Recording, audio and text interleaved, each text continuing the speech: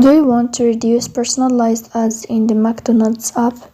In this video, I will show you how to turn off tailored advertising on the McDonald's app step by step, so you can limit how your data is used for personalized ads and marketing.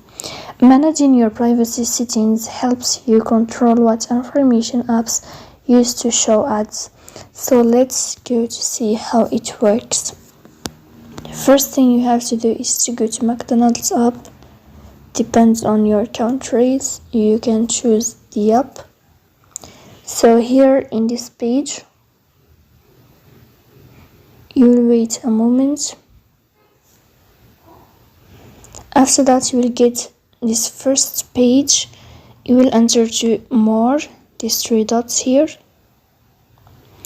Then you will go to privacy settings. You will tap on privacy settings, and here, as you see, you will find this is enable tailored ads. As you see here, they said to you, I consent to McDonald's using my personal data, including my preferences, browsing habits, and interactions with the app and marketing materials, for the purpose of targeted advertising through paid media channels. So they use your information for ads, as you see here. So you have to click here to disable tailored ads in that way. So when you click here, it will be disabled.